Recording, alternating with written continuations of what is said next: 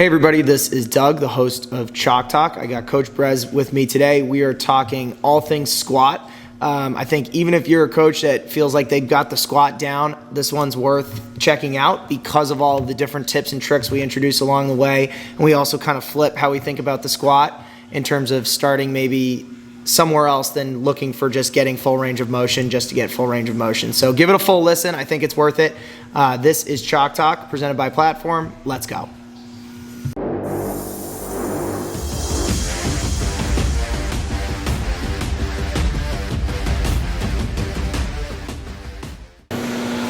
All right, so we're going to jump in and get started talking today about the squat. There are always a lot of questions that circulate around the squat, and that starts at the very basic air squat all the way up as we start to add in weight. And we're going to try to navigate that in as much of an organized way as possible, but I'm sure we'll go on a tangent kind of here and there. So when we start to talk about the squat just in general, I think a good place to probably start is in its most basic form and then build the way up. So when we're thinking air squat and we're thinking teaching it or coaching it or working with athletes on it, where do you like to kind of focus in on points of performance or introducing it to a new group? Well, if you're talking introduction, I don't think we can skip over I think the most important element of introducing any of these movements is defining two things: what the squat is, and why are you, doing it, right? Like, what is the point? Yeah.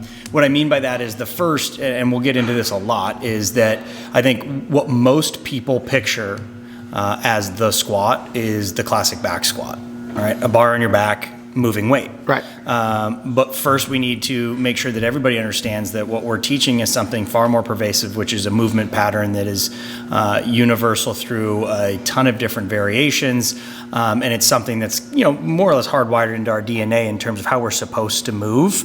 And with that, kind of the bridge is when you go in and you want to teach the air squat or the squat to a group of athletes, of students, of adults that have never done that, explaining why it is important to know how to do that movement and be competent in it is super important. And we don't spend a ton of time here because it's, at this point, I think actually a lot of people would agree, the squat is an extremely important movement to be competent in terms of movement mechanics, and also one that's extremely beneficial when you do start adding either volume or intensity, like loading, etc.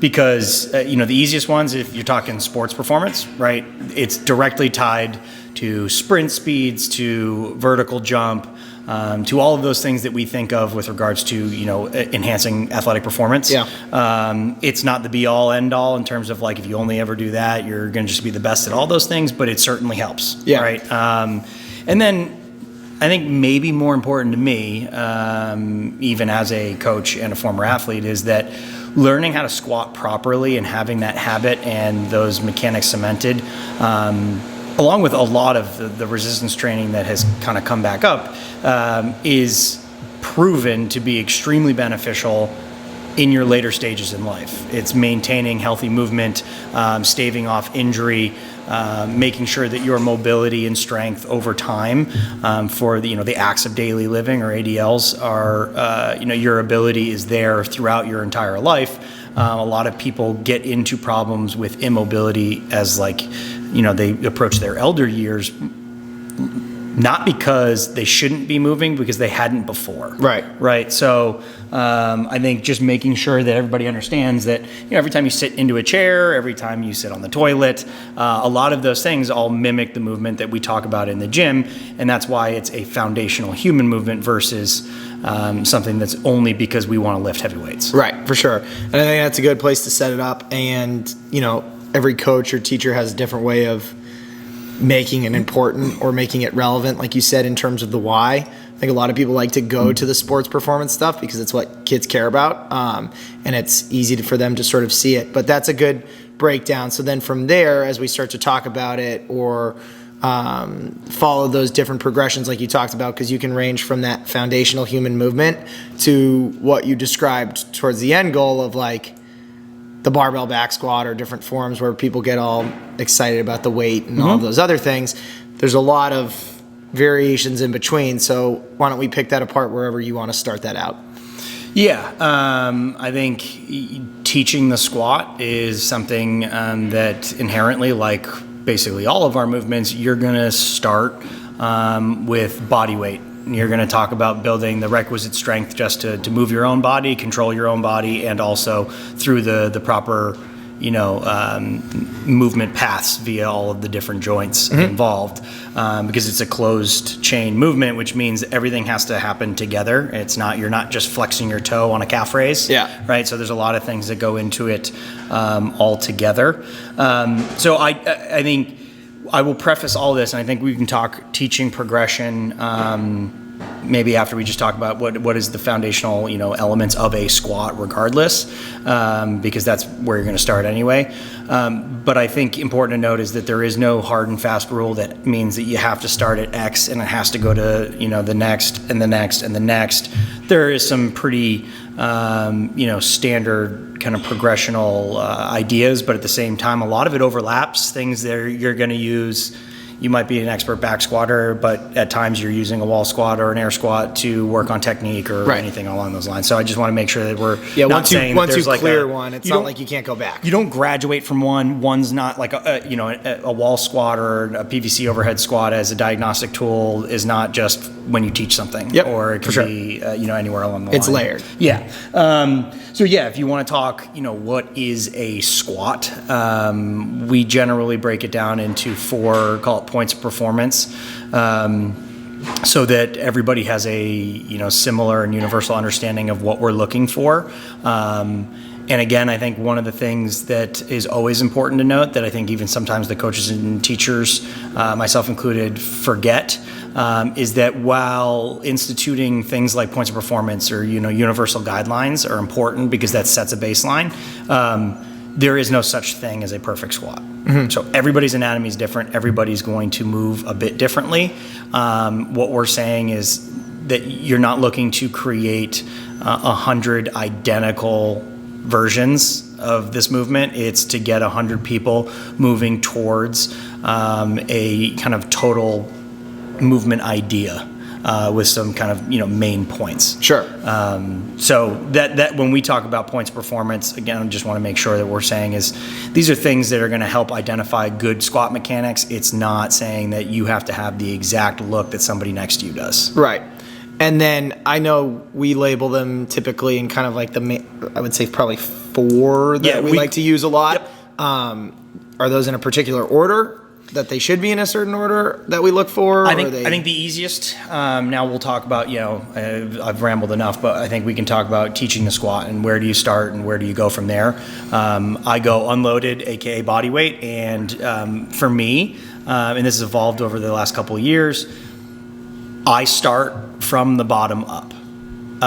Everybody, I think, is hard and fast, kind of jumping to the actual like hip descending portion, whether it's like I want to hit a full depth or I like to start at the bottom because one of the biggest issues for most kids is basically from the knee down. So our first point of performance in my head when I go teach a new group is I want to talk about your feet. So what we're looking for is a stance that, again, might depend on an athlete over time, but what we say is let's aim for about shoulder width, not narrow, aka not in your hips. There are versions of squat like that, but that's not the way we teach the basic squat to start. And we say let's try to begin with pointing our feet at, call it like 11 and 1. Talking like 10 degrees. I'm not looking for that crazy wide toe squat. What I'm looking for is something that's basically forward but with a slight external rotation. I do that because especially new athletes, new kids have a tough time with external hip rotation. So opening that up naturally by splaying the feet a little will help them get there, maybe without the inherent understanding of how to rotate the hip open. So the feet are the biggest thing. And I say, all right, shoulder width. Let's go for 11 and 1 to start. Understand that you guys will find a width and a angle of toe pointing that is better for you. But the biggest thing I care about is your big toe, your little toe, and your heel are staying in contact with the ground the entire time. Yeah, and we'll get to it because I think one of the biggest things and a question that a lot of coaches will have in terms of tips, tricks, and other things are how many kids' heels come off the ground. I see it all the time in terms of like they're up on their toes, they're like almost leaning over, especially when they go into the squat, and I think you'll break down some of the reasons why Sure. that's the case. I don't know if you want to do that now or you want to keep kind of progressing along in the other points of performance, but the entire foot in contact in the ground, like you said, is one of the places you like to start, and it's where a lot of kids, I think, especially learning, will struggle with the most. And that's why I say, yeah, you actually will hear a lot of coaches ask like, oh, well, I got my athletes, like their heels are coming off the ground. If you start with, hey, this movement does not happen unless those 3 pieces of your feet are in contact with the ground. Yep. It can't physically happen. Right. I'm saying, look, there is nothing more important than your feet staying in contact with the ground. Yeah. And we can talk about, like, I think maybe we'll talk about some of the diagnostic tools that you can use to figure out where your issues are mobility-wise or movement-wise. The ankle, flexing and weight coming into the toes can be a number of things. It can be ankle mobility. We have kids that go through puberty, while we're teaching them, right? And all of a sudden their ankles are extremely immobile as they're trying to catch up to their growth spurt, in which case it might make it tough to sit back into the heels while doing the rest of it. But again, if you say that I don't care about the rest of it until you've kept your feet on the ground, that might not necessarily be the case. A lot of the time with new athletes, it's just I don't know where my body is. So I don't know where to put my center of mass. I don't know where to put my hips when I initiate the movement. So my center of gravity is off, right? So if like my center of gravity doesn't sit back like I'm pointed towards a chair, which we'll talk about like that being another point of performance, I'm going to pitch forward. And the only way to kind of stabilize myself is to kind of readjust and get up on my toes. But again, I think if you say like the single most important thing I care about, your foot is not leaving the ground. Do not let it. And if that's the first thing they think about, the other issues will crop up versus the feet coming, off the ground per se. I say not only feet in contact with the ground, my whole kind of bottom up is that points of performance means not just my foot being that tripod of big toe, little toe, heel. I want your ankle not to move because a big thing is kids have either poor ankle mobility, foot arch instability, or lack of strength, flat feet. Their ankles will actually roll inwards. Right, that's the next one I was actually going to bring up is past just going up on your toes, there's a lot that will roll in and you'll see kind of like you said, and I think it's good, the pinky toes start to come off and the heels to cave in. And so again, there's no one magic bullet for all of those, but what you would take a look at is first, is their ankle mobility sufficient enough to perform the rest of the squat to a depth that's causing that issue? And you can do that with a literally Google Squat University like ankle mobility test. It's something you use your hand, a wall, seeing how far you can drive your knee over the toe, which I think worth mentioning, your knees can and should go over your toes. That whole weird old wives' tale that said like your knee can't go past your toe, I don't know where it came from. Nobody does. Nobody can figure out exactly what the problem that somebody thought was. No coach anywhere in our industry would say that's not okay. You should drive your knee over the toe. I just want to mention that because we've heard that a lot.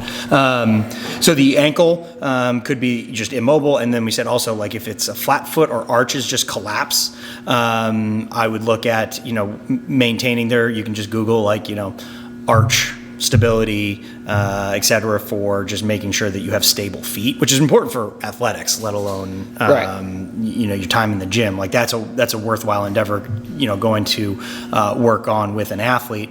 And then I think also worth noting is I'd say this is purely conjecture, anecdotal to my own experience, that like 80% of the issues I see with kids' feet rotating or ankles falling inward is just the worst possible shoe wear. If you don't have a stable platform on which to move weight through your feet, it's going to move. So like I see all those really soft kind of flared out heels that all the kids wear now. And what happens is if you're putting a lot of weight into it and it's just a cushiony kind of slick surface, it's going to move underneath you while your heel rolls off of it. Right. And so before you do anything diagnostic in terms of like, oh, is your arch stable? Is your ankle not mobile? If they can't squat without their ankles or feet moving, make sure that it's not the shoe first. Yeah. Do it barefoot if you have to. And we've had those conversations actually in previous podcasts about the shoes and different things. I think that's a fair point, especially... It's still the biggest issue in my gym every day, period. Yeah, totally fair. Okay, so I think we can start to build up. You've kind of touched on feet, ankles. You made note of how your knees can track over your toes. Let's continue to kind of build on it, Which if you will. Which is the next one. I say, okay, my first one is those feet. We all know what I'm expecting there. The next thing, before I've even demoed the movement, I'm saying what I will not allow is for anything other than your knees to be pointed in the exact same direction as your, call it big toe or the one just inside. All right. We want no collapse. All right. And again, the reason I'm saying this in such an order is that a lot of the issues that we see, like call it valgus knee collapse, that's where the knees are caving inward, or because the athlete is looking to go to depth first and they didn't put a priority on where their knees are. Yeah. So what we say, again, introducing the movement, what I'm not looking for is crazy external rotation of the hip. But what I say is I want to make sure your knees are not going to cave in. They're going to stay directly over line with your ankles and feet. And a way to cue that is just, I want you to take those feet, the tripod, I want you to pretend there's a newspaper on the ground underneath you. And without lifting your feet at all, just think about kind of spinning the feet so that you would rip that newspaper in half. Yeah, and I know we're going to put kind of depth at the end of that, but that is also a really good cue to actually help people, because a lot of times as their knees are getting in the way, their chest starts to collapse, which we'll get to. I don't want to 100% to jump on top of it. It's all related. It is all related, and I like that one because you told me that one, and I took it to a group of my female athletes that were struggling really, really hard to find the bottom of their squat because they were almost kind of getting in their own way. Yep. And I use that tear the paper, pretend like you're kind of pushing your knees out, keeping them on the tracks, and it was like an immediate fix for most of them. Yeah. And that was a good like tip or trick of tearing the paper. Boom. Right. Like you said, the knees and it all starts to build on top of each other. Right. So what happens there is if knees are caving in, it's generally one of two things. And one, I think the most frequent, we actually just talked about in another podcast with the warm-up, like why we do activation exercises. If you are unable to fire your glutes, which are basically the prime mover of that hip external rotation, you are not going to actually, like I physically, as hard as I try, I'm not going to be able to rip that paper. Yeah. For those that can, that's all they need. They Right. needed that little, kind of either visual cue, or you could say, hey, I'm going to put my hand I'm going to put an inch outside of your knee, and I'm going to say, I want you to try to hit that all the way up and all the way down. Yeah. That might work for some people. Some people, they're like, I'm trying as hard as I can. My feet are moving, but my knees aren't. Yeah. That's where you're going to want to look at making sure that, like, are they able to fire their glutes? It sounds weird. Like, it's not an uncommon thing because of the way we sit every day. It turns on our hip flexors and turns off everything back there, which essentially makes it hard for your brain to say, like, ooh, I'm going to use the glutes to rotate the hip open. And so, something as simple as a glute bridge, single leg glute bridge can go a long way, because if you say, okay, your knees are caving like crazy, there's a couple things we can do. We can go, hey, let's go do a couple glute bridges where I want you to think about basically squeezing your butt cheeks as hard as you can, turning that on. Now come back. Did the squat improve? Can they actually move that way? Great. If not, there are other things you can do, like the banded crab walks. Yeah. Other things to just, can you get the glutes firing? If the glutes are firing, but they still can't do it, there are obviously, hip immobility issues, and this is probably where you'd be more in like a more experienced lifter that's just, they need to do some things to improve or enhance their positioning. Yeah. And I think an important note back to the conversation started is, like, while we're talking about it at its most basic level, like a lot of these things will start to happen, like we were talking about earlier today, and when you do start to add weight. Yep. Like, this is not exclusive to people that, like you Just talked about, starting, hey, you or- just started, you did the air squat, now let's move on. It's like, Right. all right, now that we're adding in these things, some of those different issues or things you're going to see will start to come back up in the more advanced stages of a lift, like a back squat, for example. Right. So that's where I say, okay, I've basically addressed everything from you call it the hips down, the knees down. Like, this is what I'm expecting from your legs. And then as I've said that, again, they haven't done anything yet.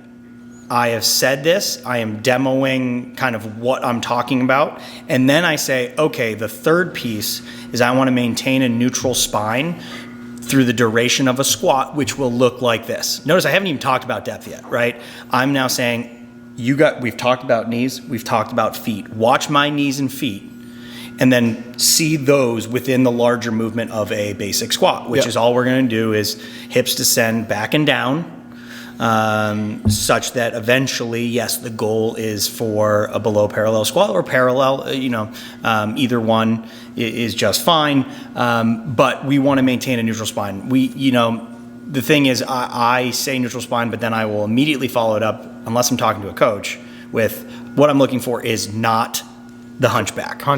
Or a breaking of the lumbar curve, which is, again, you hear flat back, you hear neutral spine, upright torso I don't love, but it all can be the right cue for the right person. It's more, in my experience, making sure they understand what not to look like. Yeah. So that they're like, because if you see somebody do the turtle backed squat, yeah. It's like obvious. It's like an ugly hinge, and you can see. You can feel it in your own body when somebody else is doing it. Yeah. You're like, okay, I don't want that. Yeah. And so we talk neutral spine. So those are our three, and then I say, and the absolute least important for right now is to hit full depth. We are going to progress through the squat with the goal of getting the hips below parallel for mobility reasons, for actual result via weightlifting, because partial squats are great, full squats are great, full ass to grass, parallel, everything is useful, and you want to have the full range of motion to work with. And I tell them, like, that's our goal, but I really do not care about that right now. I want you to sit back like you're sitting into a chair, focused on only those other three things. The moment those three things become anything other than easy or perfect, stop. And that's okay for today. Even for the next 3 weeks, we are going to work our way to depth, because hip depth it's weird. So there's two things I want to mention. Hip depth, young kids especially, maybe not so much in adults, but if you're working with like 9th graders, every single one of them can go all the way to the floor, but not all of them can do that while maintaining those other 3 points of performance. Sure. They all have like such elastic tissue and joints that they're just like, boom, butt hits the ground. Yeah. But their back is, all, crazy hunched over, or like we talked about, they come up on their toes. Like, they'll find a way to get low. If you tell them that, like, the only goal of our squat is to get your butt to this point, they're going to find a way. Right. And you can get away with it in an air squat. And I think, too, just to kind of put that into the second piece of the equation, is like you've talked about, like, I think if they are doing all of those other things, in my opinion, at least what I've seen, is the depth will come easier anyways, because 1000%. If you have that, like you said, flexibility and all the ability to move in all those range of motions, if you start to think about steps 1, 2, and 3 before you get to depth, you can do it. And I do want to talk about, when push comes to shove and kids still struggle with depth, some different tips and tricks, and we'll get to that. But I think that's a good point in terms of thinking about, like, everyone is super quick to look for depth, because it's what gets hammered over our head now on social media and everything else, of people like bringing out their imaginary rulers or protractors, if you will, and looking for the angle. But that's, again, when we start to trend towards adding weight, especially with the air squat. What you're encouraging is to think about that last, make sure we get everything else, and then let that come. Yep. And then once you see who can and cannot reach depth, there are 2, call it 3 things that I see as the most frequent reasons for that. The first, and this cannot be understated, I think we mentioned it before, is if they're brand new, it is a very good chance that they physically do not have the requisite strength to move their entire body weight through the full range of motion. Yeah. They're just not strong enough yet.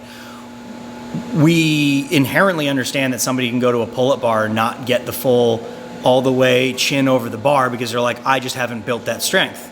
We say that same thing with push-ups. We scale those, and then we say everybody should get to below parallel. Yeah.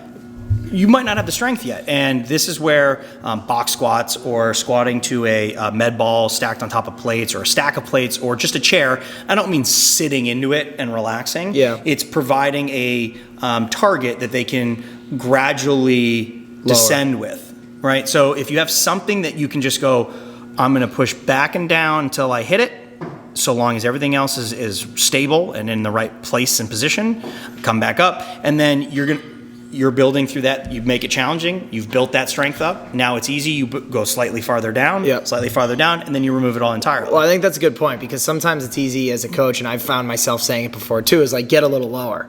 And it's like, well, I got nothing else. I get the deer in the headlight looks like I either have nothing else, or I think if I go any lower, and I'm sure this is something that you're going to get to, is like, you just don't know what it feels like. You've never been in that position with all the other things clicking. Yes. So like, I quite literally, as a new athlete or anything else, I don't know what the bottom feels like. So I think a target a lot of times, not to completely sit down on, but to just be like, oh, I hit it, is really helpful. It's great feedback mechanism. And then to try to make me come back to like what might be the other reason for that inability to get below parallel. But I want to mention your point about different lifters at different stages. These things all have kind of different places.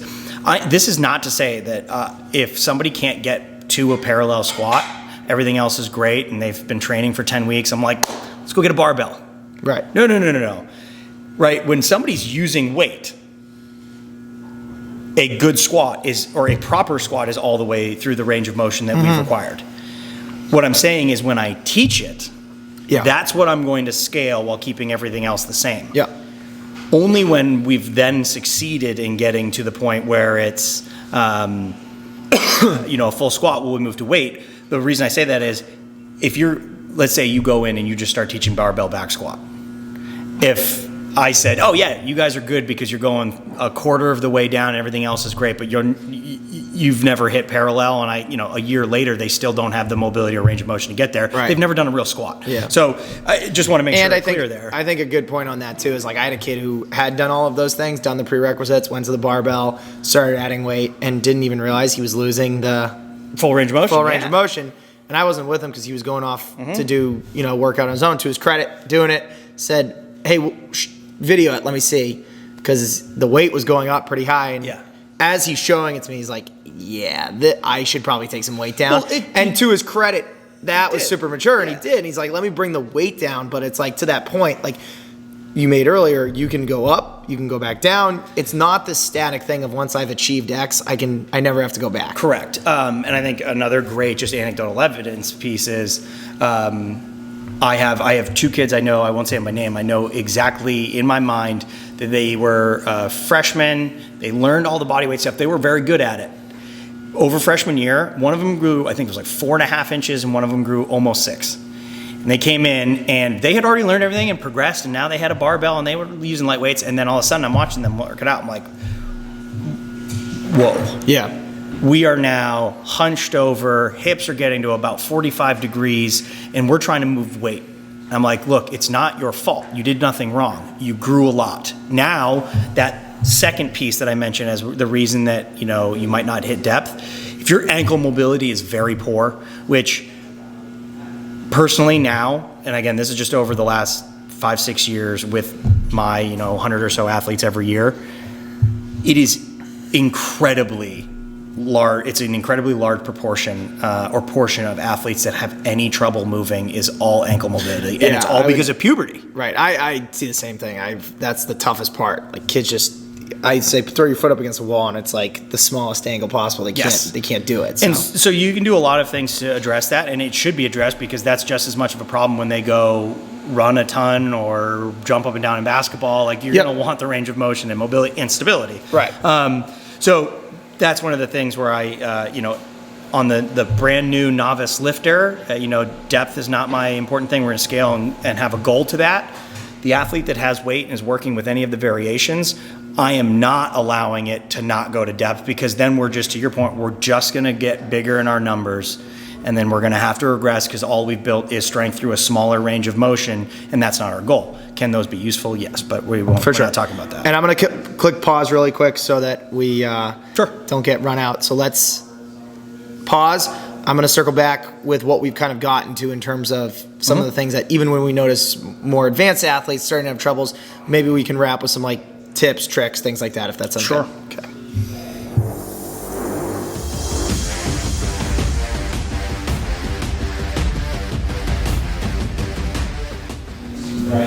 All right, we're going to jump back into the second part of this kind of larger conversation around squatting. We spent a large portion of the first half talking about kind of building from the ground up in its most basic sense and talking about the different points all the way from feet to knees to where our chest is going, back, hips, yep. everything, and then all the way down into kind of like that full range of motion squat. We did say that we were going to talk sort of about that progression. And I think at probably more of a macro level, we won't take as big of a dive as we did into the air squat. But, you know, for a lot of coaches, and I know there's no right or wrong way, there's different ways that people will kind of follow that path. But for you, what do you think about when you're saying, like, I'm starting at the air squat and I'm trying to get to back squat, let's say? Yep. So, important point to make is that, you know, we talked about the points of performance in the air squat. It's the points of performance in all of the squats. So, the way any of these progressions should work is that until we're not going to say mastered, no such thing as perfection here, right? Until you become competent and build up some ability via volume within each progression, you stay in that progression and then you move on. It doesn't take all that long, but yes, we start with air squatting, and we couple that with things like wall squats to highlight certain issues or force positioning, etc. So it's a various number of different unloaded squats, if you will. You could even theoretically, teach the PVC overhead squat because it's an unloaded version of the squat as well that also is a really good job at reinforcing really proper mechanics because you can't do it well or do it at all unless you are dialed in everywhere else, sure. Right? So the air squat, whether that's, using the wall for technique purposes, the actual just body weight squat to build some volume, maybe using a target to build your ability to depth. Whatever the case may be, we're going to use the unloaded squat first. The first loaded variation we would like to use is the goblet squat, which kettlebell, dumbbell, whatever, is a weight held in front of the chest in what you would call a non-barbell front rack position. And this is going to be something that you're not going to do, maybe not necessarily doing like super heavy for 5 reps, but you're maybe going to be building up a lighter weight for 10 reps at a time, 5, 10 sets, whatever. Yeah. And building your weight over time. It's not, hey, you do a 10-pound goblet squat for a week and then the next week you're ripping off, 135 in the back squat. Right. But you're going to build some of that ability in a loaded squat. The goblet squat allows for everybody's got the mobility to hold it there, right? A front squat and a back squat do require some shoulder mobility things and need some teaching, everything else. And it allows you to build up some basic work capacity.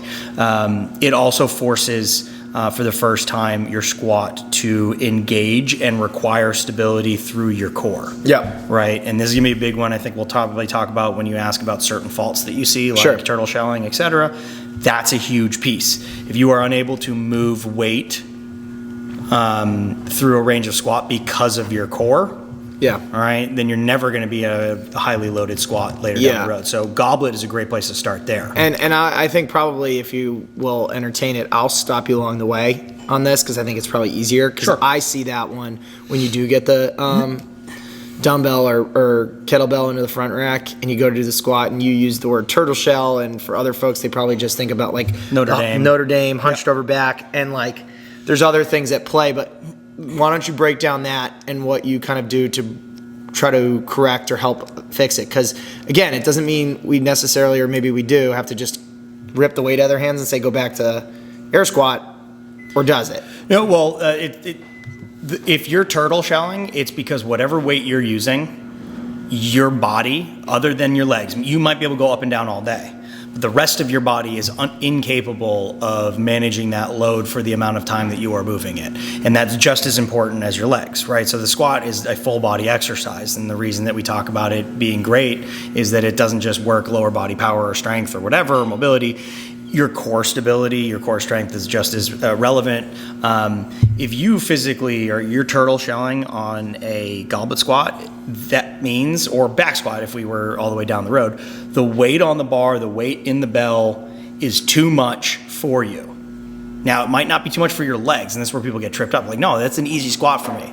Well, but if you've done nothing for your core, if you've done no planking, no bridging, no even dynamic, call them sit-ups, right? Like if you have no strength in your core, you're not gonna be able to hold that weight up there, and every weighted squat is gonna require your core to brace you. Right.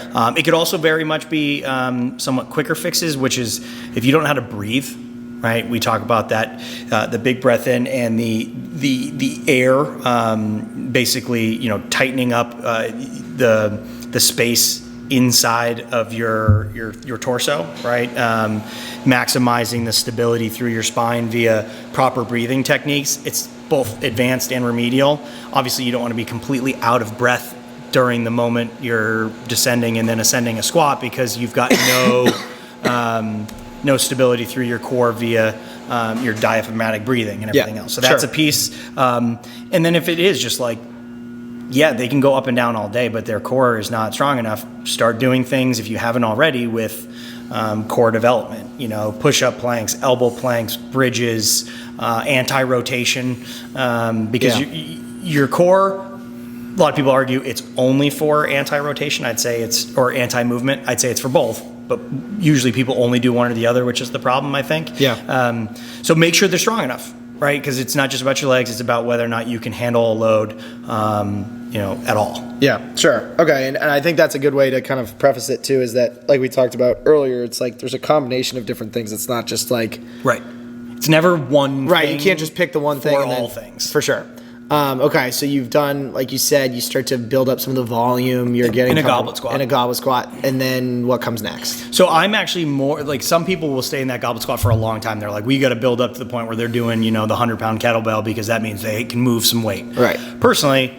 And a lot of people that do that kind of follow that tier system. Right, that you have those numbers. That's totally cool. My argument would be you can go grab an empty barbell and start learning the other loaded variations of the squat. It's only 45 pounds. If you're saying you were going to work all the way up to 100, a balanced 45-pound barbell is essentially the same instrument. Yeah. Right?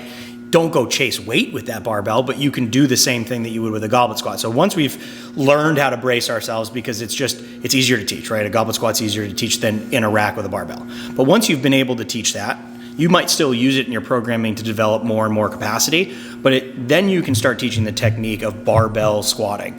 A lot of people, because it's a natural bridge, go from goblet to front. Mm-hmm. Personally, it's just me. Like, I prefer to go goblet back then front, because I like saying that once we're gonna breach barbell training, I'd rather go with the power lifts first, which are a little bit easier, less technical, than call them the Oli lifts, which would include the front squat, because that's part of the clean, right? Yeah.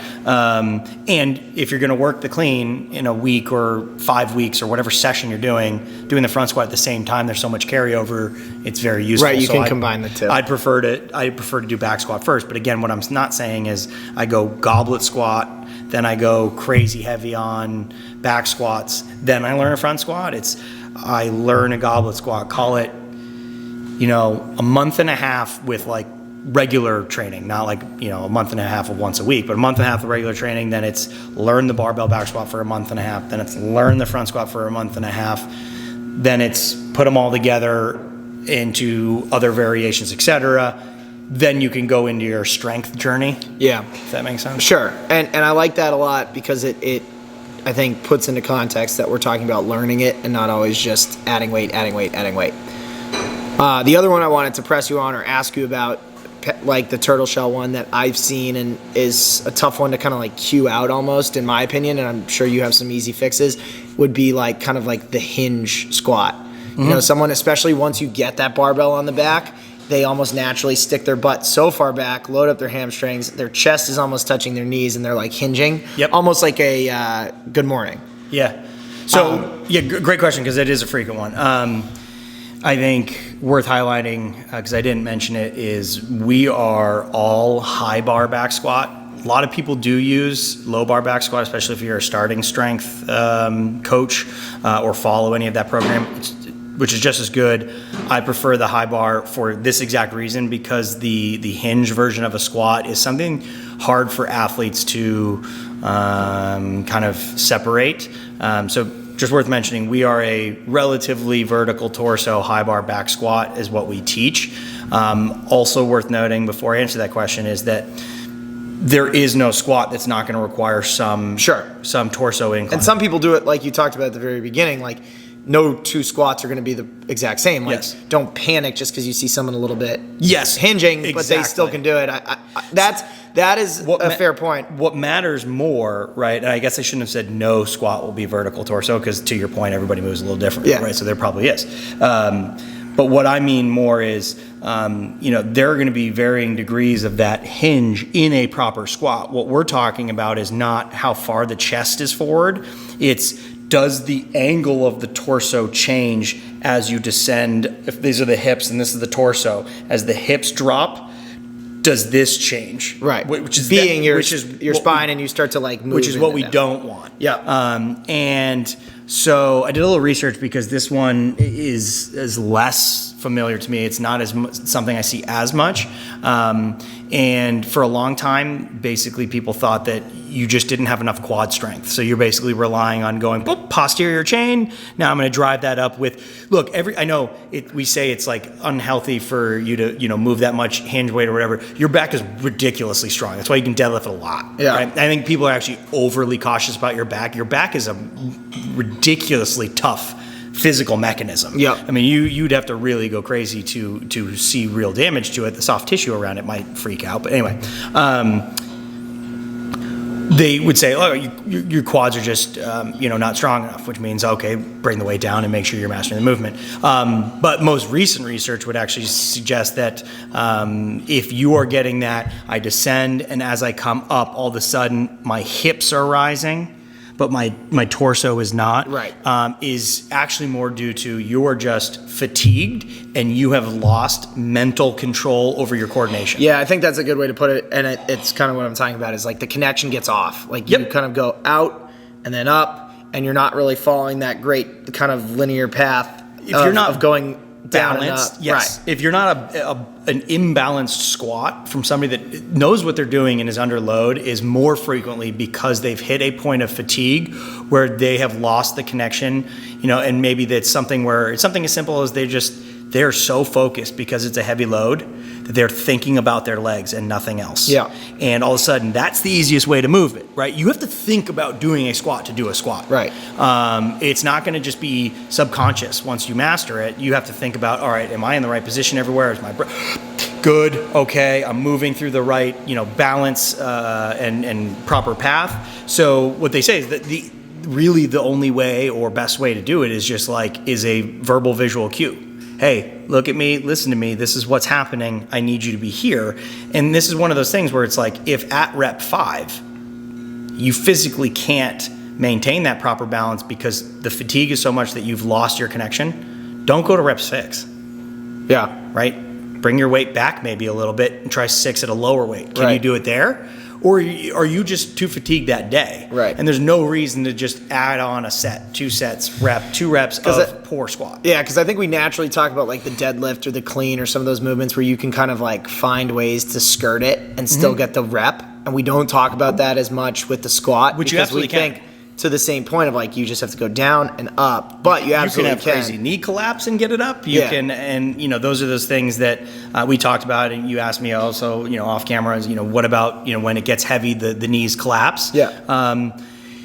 If you've taught the movement and kids know, like, no, I'm supposed to be here. I'm supposed to be. This is where my feet are supposed to be. This is where my hips are supposed to open, and this is how. And the glutes are firing. But when the weights get heavy, I think I said this earlier. Everybody's squat will falter somewhere. There will be a flaw. Right. And I think that's where I want to start to wrap up, just in the essence of time and other things, is that like we are in this world where, like you've talked about earlier, like everyone thinks it needs to be the utmost perfect, clean squat.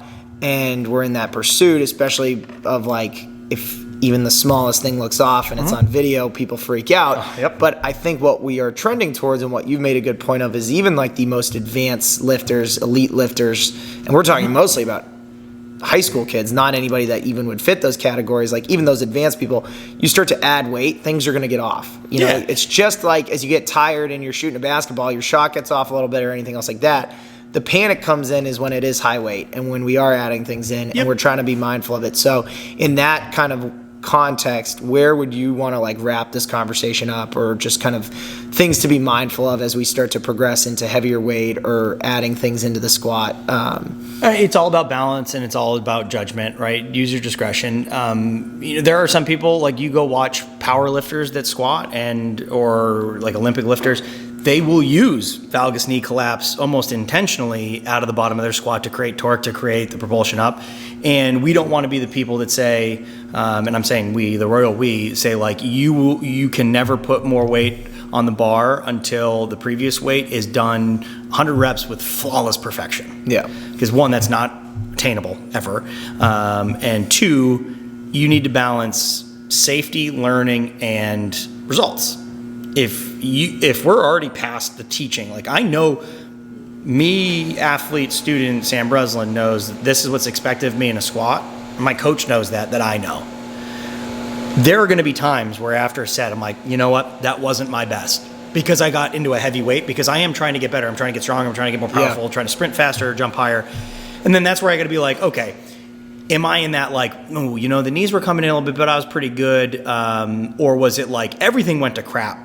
Let's lower the weight and make sure we do this properly. Yeah. Or is it like, you know what, that was, you know, I'm learning still, my body's still learning, like that was pretty clean. I can continue to, because I'm also mindful of the different things I got to tweak. And we say it all the time, like if you're not willing to adapt in the moment, if the day you go in and it's like your warm-up sets are looking ugly, it's like, today's not the day to push it. Right. If you're feeling awesome, everything feels flawless, you get up to your heavy weight and you hit it, it's not your prettiest 3 reps. But if I said only 3 reps that would get the 5-star from every Twitter coach in United States counts as successful completion, right, nobody would ever gain any strength. Yeah, we'd have to shut it down. And everybody moves a little differently, and there's no such thing as perfect. So I think knowing what matters and making sure you stay away from things that are, you know, truly like if every time you lift any weight with a squat, your knees are caving in, you're risking ligament damage and potential on-field injury. For sure. Right?